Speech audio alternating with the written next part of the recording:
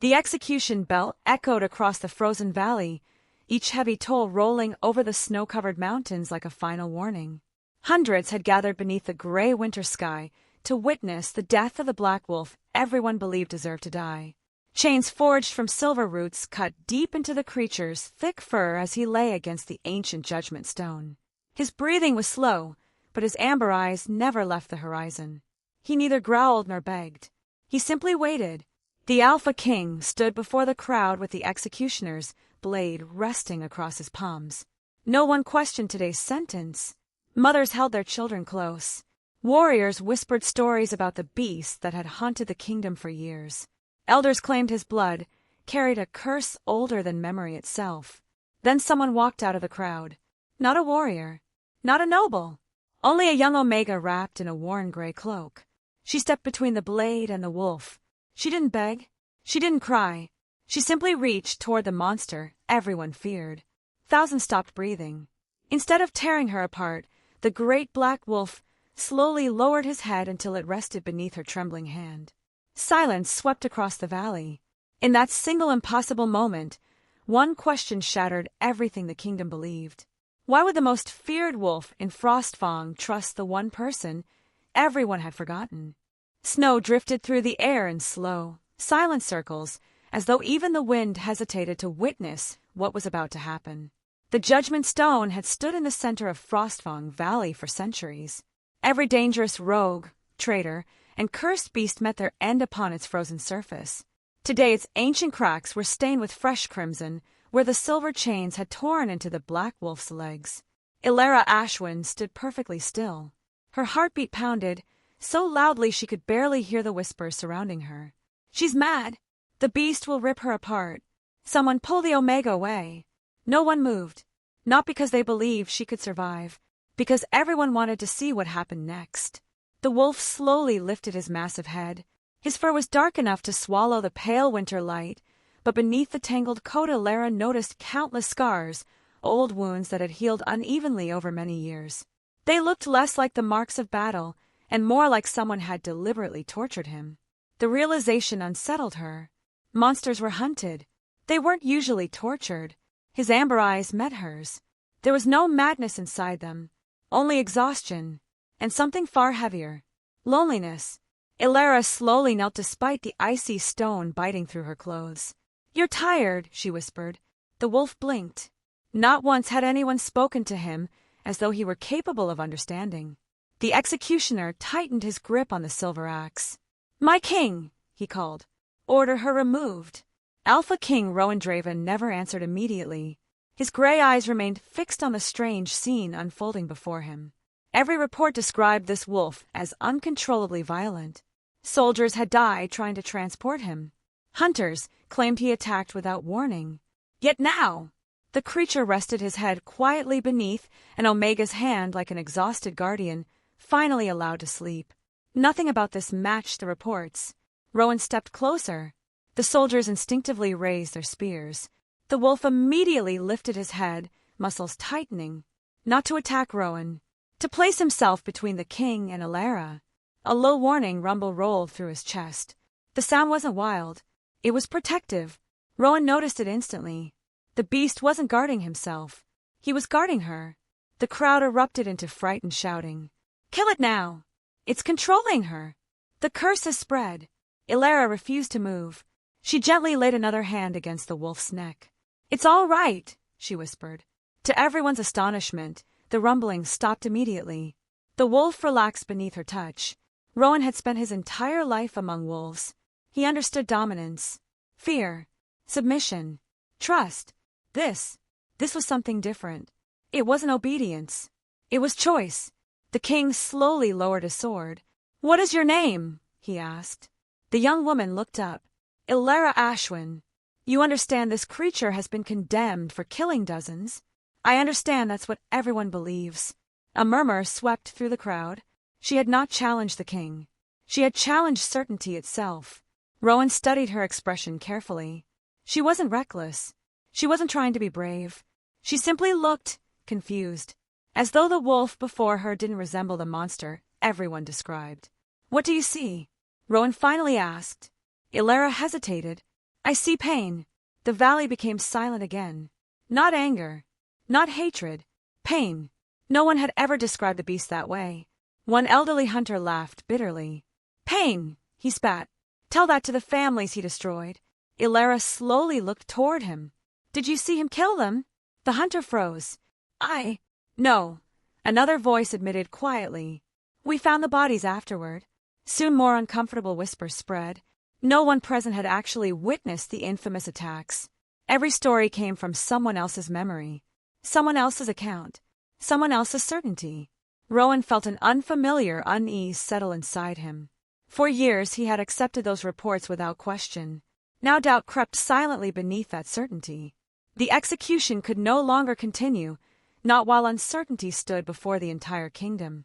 He turned toward the assembled alphas. This execution is postponed. The valley exploded with outrage. You cannot delay justice. The beast must die. The moon itself condemned him. Rowan raised one hand. Silence returned. I grant this Omega 3 days. Gasps echoed across the valley. If she can prove this wolf innocent, the sentence will be reconsidered. And if she fails, demanded one alpha. Rowan's expression never changed. The execution resumes. Ilara finally exhaled. 3 days. Only 3 days to uncover the truth behind a creature feared for generations. The chains around the wolf were unlocked one by one. Instead of fleeing into the forest, the enormous beast slowly stood, limping from his injuries. Every soldier raised a weapon. The wolf ignored them all. He quietly walked until he reached Ilara's side. Then he sat beside her, choosing her. Not freedom, not revenge. Her. The moment felt almost sacred. Even the snow seemed to fall more gently around them. As the crowd slowly dispersed in uneasy silence, Rowan watched from the judgment stone. He had delayed an execution, questioned his own laws, and placed the fate of the kingdom into the hands of an Omega no one had noticed until today. He couldn't explain why, only that something about the wolf's eyes refused to leave his thoughts. Far above the valley, a sharp cry echoed through the pale sky. Every face turned upward. A single white raven circled through the falling snow. Then another, and another. The ancient birds had not been seen near the judgment stone in generations. The oldest villagers immediately crossed their hearts in fear. The ravens descended in widening circles until one finally landed atop the weathered stone itself. Something glimmered within its beak. The bird released a small silver medallion. It landed at Ilara's feet. Before anyone could react, the black wolf slowly lowered himself onto one knee before the ancient symbol. The entire valley stared in stunned silence. The monster every pack wanted dead had just bowed to a forgotten relic no one recognized. And somewhere deep within the frozen mountains, the first buried secret of 100 years had finally begun to awaken. The first night after the postponed execution settled over Frostfang Dominion with an uneasy silence. Usually, the kingdom welcomed winter evenings with glowing hearths, cheerful taverns, and the distant songs of hunting parties returning from the mountains. Tonight, every village seemed quieter. Doors closed earlier. Conversations became whispers. The news had traveled faster than the northern wind. An Omega had stopped an execution, and the monster had obeyed her. Ilara led the black wolf away from the judgment stone, her boots sinking into fresh snow with every careful step.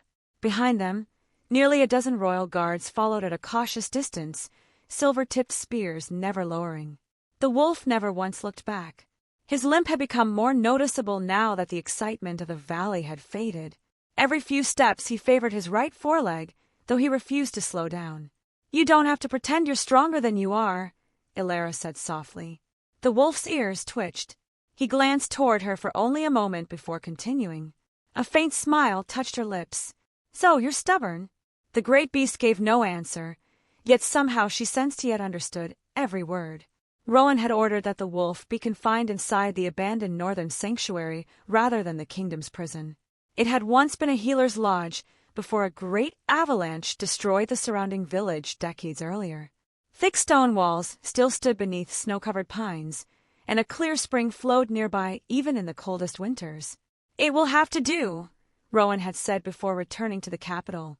No iron cages, no chains, only armed guards surrounding the sanctuary from a distance. Even Rowan wasn't certain why he had chosen mercy over caution. Perhaps because, for the first time in years, certainty no longer felt trustworthy. Inside the sanctuary, moonlight slipped through cracks in the old wooden roof. Ilara carefully closed the heavy door behind them. Only then did the wolf finally collapse. His enormous body struck the stone floor with a heavy breath he had been hiding for hours. "You were waiting until no one could see," she whispered. She immediately knelt beside him. The injuries were worse than she had realized. Silver chains had carved deep grooves into his legs. Old scars crossed his shoulders in strange patterns unlike claw wounds or weapon strikes. They looked deliberate, almost ceremonial. She gently cleaned one wound with warm spring water. The wolf flinched. "I'm sorry." She waited. He slowly relaxed again. No growl. No warning. Only complete trust. As she carefully parted the thick black fur around one scar, something unusual caught her attention. The mark wasn't random.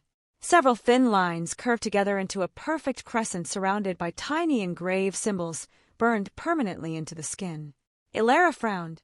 "I've seen this before." She searched her memory. Not in books. Not in the palace. Somewhere much older. Much quieter. Then she remembered. Her father. Years ago, before disappearing, he had spent nights copying strange symbols from damaged stone tablets hidden beneath their tiny cottage. One drawing had looked almost identical. A crescent, surrounded by stars. "What are you?" The wolf slowly opened one amber eye. For just an instant, something inside those eyes looked heartbreakingly familiar. Not like an animal, like someone remembering another life. At sunrise, Rowan arrived without royal ceremony. Only 2 guards accompanied him. He found Ilara asleep beside the wolf. Her back rested against the old stone wall. One hand remained buried gently within the thick fur around Kaler's neck. The wolf was awake, watching the doorway. The moment Rowan entered, amber eyes followed every movement. Protective, calculating, but strangely calm. "You trusted her enough to sleep," Rowan murmured. The wolf blinked once, neither agreeing nor denying. Rowan turned toward Ilara. She awoke instantly. "I'm sorry, Your Majesty." No apology. His eyes remained fixed on the strange markings she'd uncovered. "What did you find?" Without speaking, she carefully moved the wolf's fur aside. The crescent-shaped scar became visible. Rowan's expression changed. Very slightly, but enough for Ilara to notice. "You recognize it." "I shouldn't." "You do." The king remained silent for several moments. "When I was a child," he admitted quietly, "my father owned a history book that carried this same symbol." "What happened to it?" "It disappeared." "Why?" "I was told it never existed." Neither spoke again. Outside, the winter wind rattled the old windows. For the first time in years, Rowan questioned a memory he had never dared challenge. That afternoon, he rode directly to the Moon Archive. The oldest library in the kingdom stood beneath towering white stone arches carved long before Rowan's ancestors ruled Frostfang. Rows upon rows of ancient records filled its endless halls. Waiting for him at the entrance stood Elder Melis. The royal historian bowed gracefully. "My king, I require every record bearing the crescent seal." A pause, barely noticeable. Then Melis smiled politely. "I'm afraid no such records exist." Rowan's voice remained calm. "They existed once. Old legends often confuse memory with truth." "I wasn't asking." Melis held his gaze, then slowly spread his hands. "As you command." Hours passed. Servants searched every shelf. Dust-covered forgotten scrolls. Ancient maps. Royal bloodlines. Battle reports. Treaties. Nothing. Every mention of the symbol had vanished. Not misplaced. Removed. Deliberately. Rowan stood alone beneath the towering shelves long after sunset. One question refused to leave him. Who had erased an entire piece of history? And more importantly, who had possessed the authority to do it? Meanwhile, Ilara walked with Kaler beside the frozen spring. His strength had begun returning. Children from a nearby village secretly watched from behind snow-covered trees. One little girl slowly stepped forward holding a piece of dried meat. Her older brother grabbed her arm. "No!" "Mother said he's evil." The child looked uncertain. Kaler remained perfectly still. He made no attempt to approach. No threatening movement. Only quiet patience. Finally, The little girl gathered her courage. She tossed the meat toward him. Instead of eating it, Kaler gently pushed it back across the snow with his nose. Straight toward her. The little girl's eyes widened. He gave it back. Elara smiled softly. He's telling you he already has enough. The girl slowly smiled for the first time. Fear had lasted generations. Kindness only needed a moment. But unseen among the trees, another pair of eyes watched the scene. A hooded messenger mounted his horse and disappeared toward the capital. By nightfall, Elder Melis received only 4 whispered words. The wolf gained sympathy. The old historian quietly closed his eyes. No, he murmured. We buried this truth once. His fingers tightened around a sealed parchment. We will bury it again. That same night, the northern sky shimmered beneath ribbons of pale green light. A sharp cry echoed through the darkness. 1 white raven descended from the stars, then another, then 5 more. They circled silently above the sanctuary before the oldest among them dropped something into the snow outside Elara's door. She picked it up. It was an ancient silver medallion, engraved with the very same crescent mark hidden beneath Kaler's fur. The moment Kaler saw it, the great black wolf slowly lowered himself onto one knee. Not before Elara, not before the moon, before the forgotten symbol itself. And somewhere beneath the frozen mountains, a door untouched for 100 years quietly began to open. Morning arrived beneath a sky the color of polished steel. Snow drifted lazily through the towering pines surrounding the northern sanctuary, covering yesterday's footprints as though winter itself wished to erase every trace of what had happened at the Judgment Stone. But memories were not so easily buried. The ancient silver medallion rested inside Elara's palm as she studied its strange design beneath the pale morning light. The crescent was unlike the moon crest carried by the royal family. Around it, 12 tiny stars formed a perfect circle, each engraved with remarkable precision despite the obvious age of the metal. Someone had crafted it with reverence, not as jewelry, as a symbol of duty. Kaler sat only a few feet away, beside the frozen spring. His wounds had begun closing, yet his attention remained fixed on the surrounding forest. Always watching, always listening, he seemed less like a hunted beast, and more like a soldier who had never truly left the battlefield. Elara slowly approached him. I don't think this belongs to me. She held out the medallion. The great wolf looked at it, but made no move to take it. Instead, he gently nudged her hand back toward her chest. You want me to keep it? His amber eyes never left hers. She smiled faintly. You're becoming easier to understand. For the first time since she'd met him, something almost playful softened the corners of his fierce expression. It lasted only a heartbeat. Then his ears suddenly lifted. Every muscle in his body became rigid. The warmth vanished from his eyes. Danger. Without warning, Kaler stepped directly in front of Elara. A low growl rolled through the clearing. Not loud, not angry. A warning. The forest answered with silence. Then came another sound. Branches snapping. Too many. Too coordinated. Someone was approaching. 3 royal scouts emerged cautiously between the snow-covered trees. Their captain lowered his hood and bowed respectfully. My Lady Elara. She blinked. No one had ever addressed her with such respect. What happened? The king requests your presence at the Moon Archive. Now. The captain nodded. He discovered something. Kaler remained motionless. His growl did not stop. The soldiers exchanged nervous glances. He doesn't trust us, one whispered.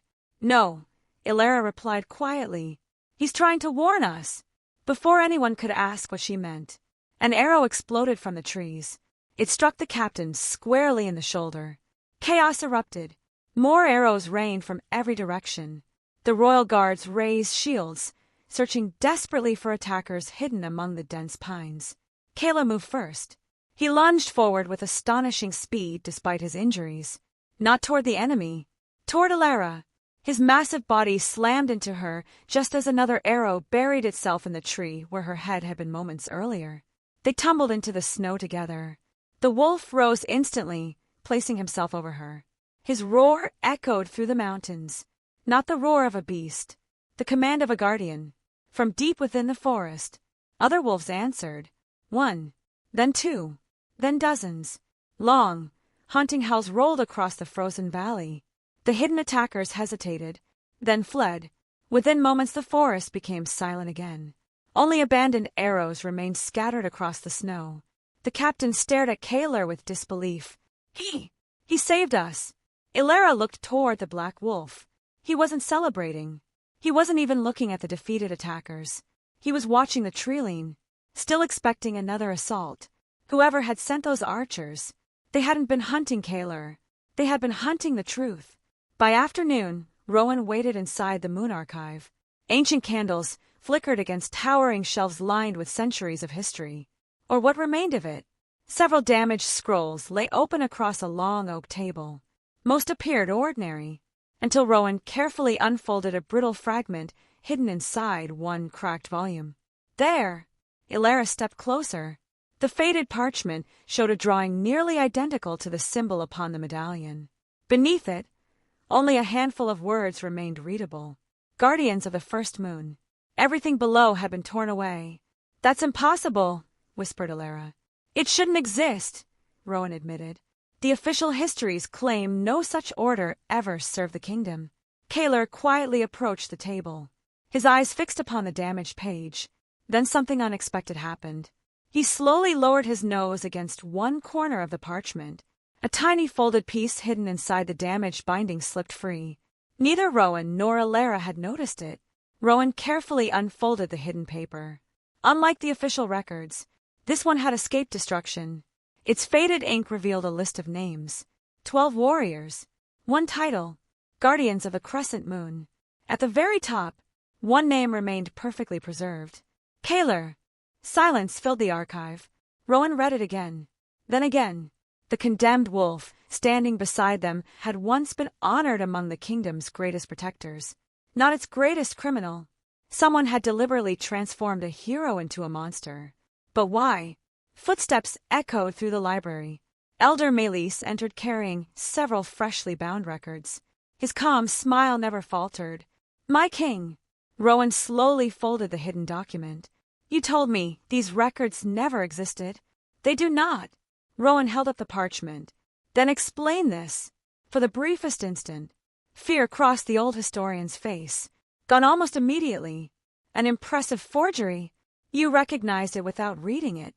Melis remained silent. The Crescent Guardians, Rowan continued. Who were they? They were a myth. You've spent 20 years destroying every mention of them. Melis's smile slowly disappeared. Some legends are buried because remembering them destroys kingdoms. No, Rowan answered quietly. Truth does. The old historian bowed. As your majesty wishes. Then he turned and walked away. But Rowan noticed one small detail. Melis's hands were shaking. That evening, word spread through Frostfang faster than wildfire. Not because the king announced his discovery. Because soldiers talked. Servants listened. Hunters repeated whispers. By sunset the villages buzzed with one impossible rumor. The Black Wolf had once carried the kingdom's highest honor. Fear slowly began changing into doubt. Doubt into curiosity. Curiosity into questions no one had dared ask for generations. Someone had lied. But who? As darkness settled over the sanctuary, Ilara sat beside Kaler beneath a sky glittering with countless stars. She reached toward the ancient medallion, hanging now around her neck. If you really were one of the Crescent Guardians, she looked into his steady amber eyes. Who made the entire kingdom forget you? Kaler slowly closed his eyes. A deep sadness settled across his weathered face. Not because he refused to answer, because the memory itself still hurt. Far away, inside the highest tower of the royal castle, Elder Melis stood before a blazing fire. One by one, he fed ancient scrolls into the flames. Their ashes spiraled upward like dying snowflakes. Then he whispered to the shadows, "Prepare the council. The wolf remembers." He looked toward the northern mountains, where a single white raven circled silently beneath the rising moon. And if the guardian remembers, his voice grew almost fearful, then the heirs cannot be far behind. For 3 days, Frostfang Dominion had spoken of little else. The Black Wolf no longer carried only one name. Some still called him the Butcher of Winter. Others had begun whispering another, the Forgotten Guardian. Neither name brought peace. Instead, every new rumor divided the kingdom a little further. In the capital, taverns echoed with arguments long after midnight. Hunters insisted the wolf had fooled the king. Farmers quietly wondered why no witness had ever seen the infamous murders. Young warriors questioned why every record concerning the Crescent Guardians had vanished. Questions spread faster than answers, and somewhere, someone was becoming desperate. The first snowstorm of the season arrived before dawn. Heavy flakes buried the forest paths, muffling every sound except the steady crunch of boots. Ilara walked beside Kaler through whispering pines, following a trail of white ravens that had appeared with the sunrise. They never landed. They simply flew ahead, waiting each time until she caught up. "It feels like they're leading us somewhere," she whispered. Kaler glanced toward the circling birds. Instead of resisting, he quietly continued after them. That alone told Ilara enough. He trusted their path. Hours passed before the trees finally opened into a forgotten clearing. Half buried beneath centuries of snow stood the ruins of a small stone chapel. Its roof had collapsed long ago. Ancient vines covered the weathered walls, yet one carved doorway remained untouched by time. As Ilara stepped closer, she noticed the same crescent surrounded by 12 stars engraved above the entrance. The symbol. Again, someone had tried to erase it from history, but not from stone. Kaler slowly approached the doorway. For the first time since she'd met him, uncertainty entered his eyes. Almost fear. "You've been here before." The wolf lowered his head, very slowly, almost reluctantly. The old wooden doors groaned open. Inside, dust floated through pale beams of winter light. Broken pews lay scattered across the cracked floor. Ancient murals covered the walls, faded but still recognizable. They showed men and women standing beside enormous wolves beneath a silver moon. Not masters, not owners, partners.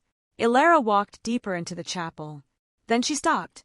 Near the altar stood 12 stone statues. 11 had been smashed beyond recognition. Only one remained standing, a tall warrior wrapped in ceremonial armor. At his side stood a massive black wolf. Time had worn away many details, not the face. The wolf's stone features perfectly matched Kaler. Ilara's breath caught. "They remembered you here." Kaler stared at the statue in complete silence. Something inside him seemed to break. He slowly lowered himself before it, not proudly, not triumphantly, like someone mourning everyone who had been forgotten. A weak voice echoed from the darkness. I wondered if anyone would ever return. Ilara spun around. An elderly man emerged slowly from behind the ruined altar, leaning heavily upon a carved walking staff. His silver beard reached almost to his waist. His eyes, though clouded with age, widened the moment they fell upon the black wolf. The old man's staff slipped from trembling fingers. Impossible. His knees struck the stone floor. Tears rolled freely down his weathered face. "Guardian." The word barely escaped his lips. Kaler took one hesitant step forward. The old man reached out with shaking hands. "I knew," he whispered. "I knew you would come back someday." Ilara looked between them in astonishment. "You know him." The old man laughed through his tears. "Know him. He carried me out of the fire. His name was Brother Aldrin. He had once served as the youngest keeper of the Moon's sanctuary, and for nearly 100 years, he had carried a secret no one believed." As snow drifted quietly beyond the broken walls, Aldrin began telling the story history had erased. There was no massacre. Ilara frowned. "But everyone says..." "They say what they were told." The old monk looked toward Kaler with heartbreaking affection. When the royal palace was attacked, 12 Crescent Guardians defended the young heirs. He paused. There were too many enemies. They knew they could not win. Kaler slowly closed his eyes. Fragments of memory flashed behind them. Steel, fire, children crying, blood staining white snow, a king shouting one final command. Brother Aldrin continued. The Guardians divided. 11 escorted the royal children through the northern mountains. And Kaler, his voice broke, remained behind, alone. The old man's words filled the ruined sanctuary like ghosts returning home. He drew every enemy toward himself. He wanted them to believe the heirs had died. So they chased him instead. Ilara looked at the silent wolf. "You stayed." Kaler never moved, never denied it, never asked for praise. He fought for 3 days. Brother Aldrin wiped his eyes. When we finally found him, the palace had burned. The king was dead. The children had vanished. And those hungry for power blamed everything on the only guardian left alive. Ilara's hands slowly tightened. They made him the villain. The old monk nodded. They needed someone the people would fear. The dead cannot defend themselves. The living can be silenced. Outside, the wind howled through the ancient pines. Inside, another silence settled. A heavier one. The silence that comes when truth finally finds its voice. Rowan arrived shortly before sunset with a small escort. He had followed Ilara after learning the White Ravens had gathered once again. When Brother Aldrin repeated the story, the Alpha King never interrupted. When it ended, he simply stood staring at Kalar. Every lesson his father had taught him, every history he had memorized, every judgment he had accepted, collapsed together. You protected my family. Kalar slowly lifted his eyes. Rowan removed the ceremonial sword hanging at his side. Every guard immediately stiffened. Instead of raising it, the king knelt. He laid the sword upon the chapel floor. The ancient gesture belonged to no living tradition. It had not been performed in generations. An oath of respect, not from ruler to subject, from warrior to warrior. I judged you without seeking truth. Rowan lowered his head. For that, I ask forgiveness. Kalar stared at him for several long moments. Then, with quiet dignity, he stepped forward and gently rested his forehead against Rowan's shoulder. Not forgiveness, acceptance. But peace lasted only a heartbeat. A royal messenger burst into the chapel, breathless from riding through the storm. My king! Rowan stood immediately. What happened? The Southern Pack has declared that you have betrayed the Moon Throne. They're marching toward the capital, led by Elder Melis. The chapel fell silent. Brother Aldrin slowly closed his eyes. He has begun. Ilara looked toward the old monk. What has begun? Aldrin's face became pale. The Second War. At that exact moment, every white raven waiting outside took flight together. Hundreds of black wings filled the storm-darkened sky. Kalar lifted his head. His ears turned toward the distant northern mountains. Then he did something he had not done since the day of his capture. He released a long, commanding howl. Far beyond the forest, another howl answered. Then another. Then dozens more. Ancient wolves were awakening. And for the first time in a century, they were coming home. He betrayed the throne. Another noble hesitated. But he saved. He gave them hope. Melis interrupted coldly. Hope creates rebellion. We need fear. The vision dissolved. Rowan slowly withdrew his trembling hand. Every lesson his ancestors had passed down, every ceremony, every royal oath, had been built upon a deliberate lie. Silence filled the sacred chamber. No one spoke. None could. Kalar remained quietly beside the chronicle stone. He did not look victorious. He looked tired, as though carrying 100 years of loneliness had become heavier than any wound. Ilara walked toward him. She rested both hands gently against his neck. You never stopped protecting them. Kalar closed his eyes. For the first time, the great wolf leaned into her embrace. Not because he sought comfort, because after a century of carrying unbearable memories alone, someone finally believed him. Footsteps thundered above. One frightened scout rushed down the hidden staircase. My king! Rowan turned immediately. What is it? The Southern Council has reached the Sacred Valley. They've brought every alpha loyal to Elder Melis. How many? Nearly 5,000 warriors. The chamber grew still. Brother Aldrin sighed. He came sooner than I feared. The scout swallowed hard before speaking again. They're demanding one thing. Rowan's expression hardened. What? The young soldier looked toward Kalar. They say if the wolf dies before sunrise, the truth dies with him. At that moment, the chronicle stone pulsed once beneath the moonlight. Outside, thousands of wolves emerged silently from the northern forest. Not growling, not attacking, waiting, choosing. The final battle would not decide who ruled Frostfang. It would decide which version of history survived until dawn. Before dawn, the Sacred Valley became the gathering place of every major pack in Frostfang. Thousands of warriors stood beneath banners fluttering in the icy wind. Silver armor reflected the first pale light of morning, while wolves paced quietly beside their alphas. Never in Rowan's lifetime had every pack assembled outside the Moon Throne. Never under circumstances like these. Across the valley, Elder Melis stood at the front of the Southern Council, his white robes untouched by the snow. Though old, his posture remained proud, his expression calm. Around him, the noble families who had ruled for generations watched the northern ridge with growing impatience. Then the wolves appeared, not dozens, hundreds, gray wolves, white wolves, massive silver-coated guardians whose bloodlines had almost vanished from memory. They emerged silently from the forest until they covered the hillsides like living shadows. None bared their teeth, none attacked. They simply waited. Then Kaler stepped out from between the ancient pines. The entire valley became still. The wolf everyone had condemned for a century walked with quiet dignity toward the center of the sacred valley. Behind him came Alara. At her side walked Alpha King Rowan. Not as prisoner, not as executioner, as allies. A murmur swept through the assembled packs. Everything they had believed was changing before their eyes. Melis stepped forward first. "My king," he announced loudly, ensuring every warrior could hear. "Do not allow sentiment to destroy the kingdom. One beast has already stolen enough lives." Rowan answered calmly, "No." He looked across the valley. "A lie has." The old historian's smile faltered. "You risk civil war. I prevent another century of it." Several alphas shifted uneasily. Many had followed Melis all their lives. Others had begun doubting him. Fear and uncertainty divided the valley more deeply than any river. Melis raised one hand. "If the wolf is innocent," his voice echoed confidently. "Show us proof." Rowan nodded. "As you wish." The chronicle stone was carried into the valley by 6 royal guardians. Even beneath the morning sky, its surface shimmered softly with ancient silver light. Few among the crowd recognized it. Brother Aldrin did. He lowered his head respectfully. "The stone remembers." Rowan placed one hand upon its surface.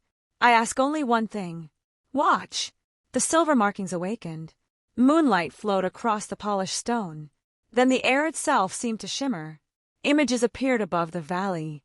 Not illusions. Memories. Every warrior watched in stunned silence as the final battle of a century ago unfolded before them. They saw the burning palace, the frightened royal children, the Crescent Guardians making their final stand. They watched Kaler refuse the chance to escape. They watched him turn alone toward an army many times his size. Then came the moment no history book had ever recorded. Young Elder Melis stood before frightened nobles. His voice carried clearly across the valley. "The people need a monster. Without fear. They will question us." Gasps spread through the assembled packs. The vision continued. Scrolls burned. Royal records disappeared. The names of the Crescent Guardians were erased one after another. Children grew into adults believing a lie carefully crafted by those hungry for power. When the vision finally faded, silence remained. No one moved. No one spoke. Truth required no argument. One elderly alpha slowly removed the ceremonial chain from around his neck. He walked toward Kaler. Then he knelt. Another alpha followed. Then another. Soon warriors across the valley lowered themselves one by one. The sound of thousands of armored knees touching frozen earth echoed like distant thunder. The kingdom's greatest shame became its greatest apology. Kaler looked at them quietly. There was no triumph in his eyes, only sadness for everything that had been lost. Melis staggered backward. "This proves nothing." His voice trembled.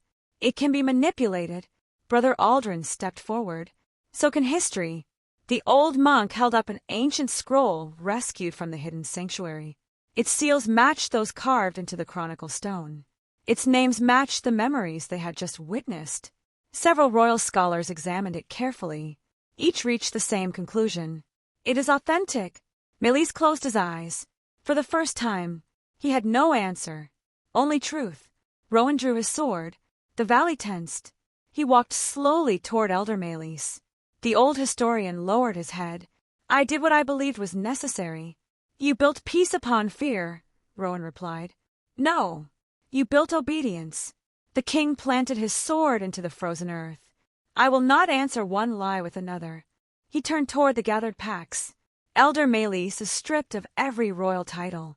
He will spend the rest of his life preserving the true histories he once destroyed. Death would have been easier. Instead, he would be forced to witness the truth outlive him." The sentence was accepted without protest. Even Melis understood its justice. Rowan then faced the assembled kingdom.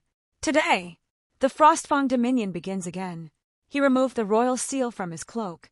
Beside it, he fastened the restored crescent emblem. The Guardians shall be remembered. The Moon Archives will be open to every pack. No history will ever again belong to one family. He looked toward Alara, and never again will worth be measured by rank. Every eye followed his gaze. The quiet Omega, who had once cleaned palace floors, now stood before every alpha in the kingdom. Rowan stepped toward her. He did not kneel. He did not command. He simply extended his hand. Alara Ashwin, you saw truth when the rest of us saw fear. Will you stand beside me? Not because destiny demands it, but because you choose to? The valley held its breath. Alara looked at his outstretched hand. Then at Kaler. The great wolf gently nudged her forward, not giving permission, offering support. A small smile touched her lips. She placed her hand in Rowan's. I choose. The valley erupted, not with battle cries, with relief, hope, the sound of a kingdom finally healing. As the celebration slowly began, Kaler quietly slipped away from the gathering. Alara noticed first. She followed him toward the edge of the northern forest. You don't like crowds. He looked back. His amber eyes held peace she had never seen before. You could stay. Kaler gazed toward the mountains. The forests needed guardians. The old paths needed watching. Some duties never truly ended. Alara stepped closer. She wrapped her arms gently around his great neck. Thank you. The wolf rested his forehead against hers for a long moment. Then he turned and disappeared among the snow-covered pines. The white ravens rose after him, their black wings cutting across the bright winter sky. He was no longer fleeing. He was going home. Epilogue. 1 year later, winter returned to Frostfang. The old judgment stone no longer served as a place of execution. It had become a memorial. Carved across its weathered face were 5 simple words. Truth outlives fear. Always.